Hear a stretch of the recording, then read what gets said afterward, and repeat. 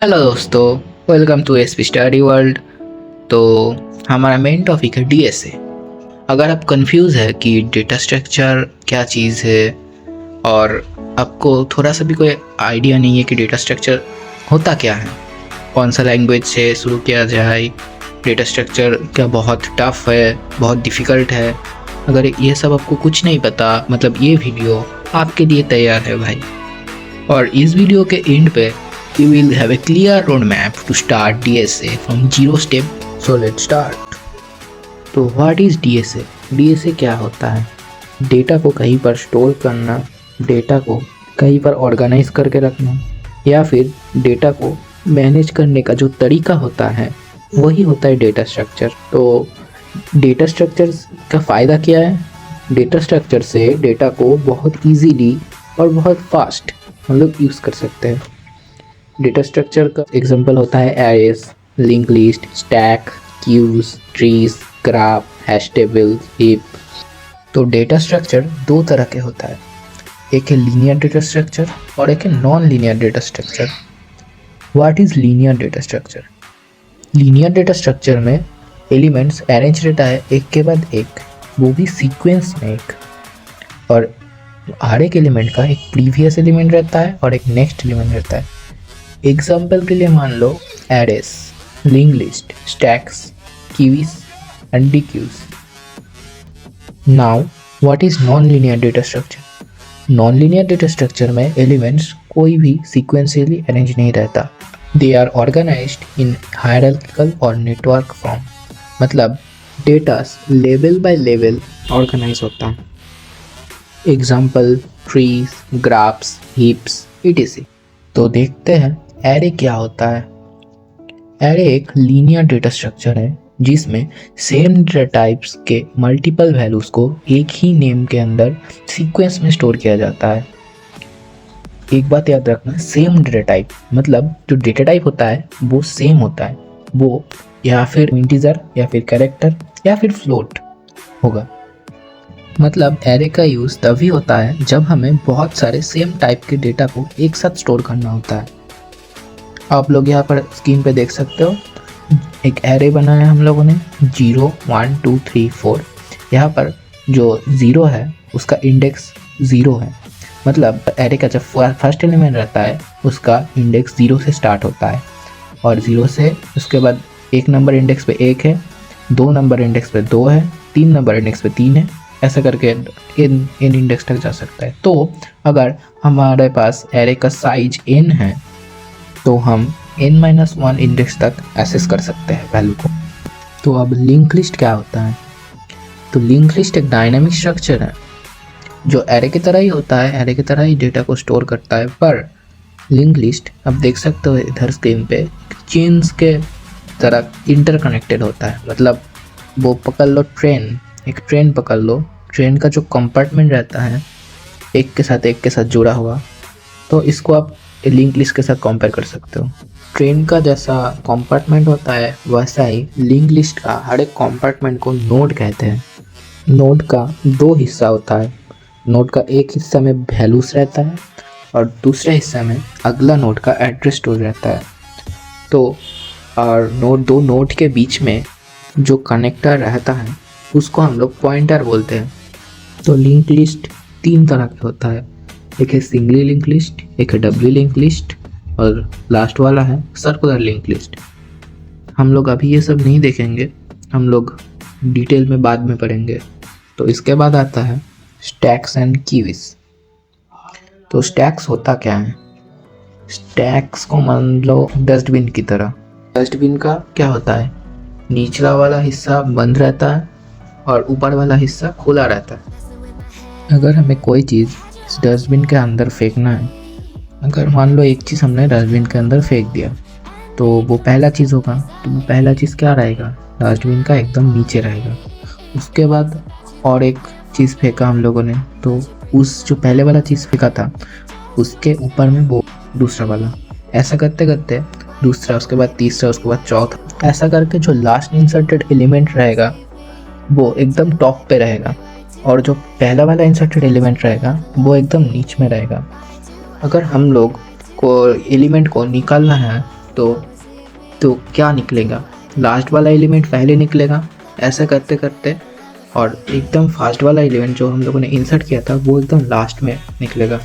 तो हम लोग बोल सकते हैं कि ये लीफो प्रिंसिपल के ऊपर बेस्ड है। लीफो मतलब क्या होता है, लास्ट इन फर्स्ट आउट।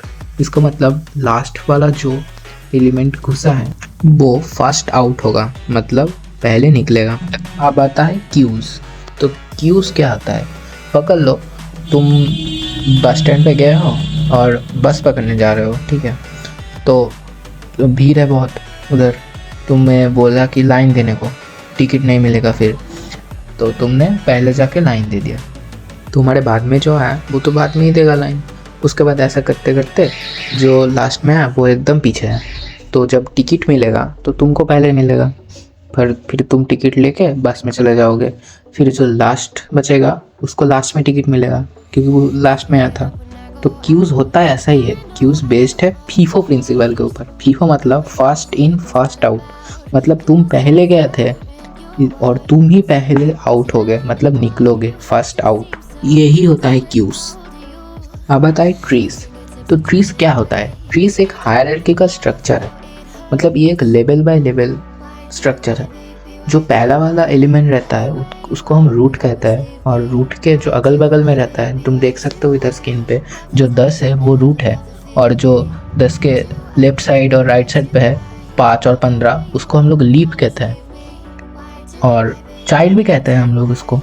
तो पेरेंट कौन है, ये रूट, और चाइल्ड कौन है, ये लीफ।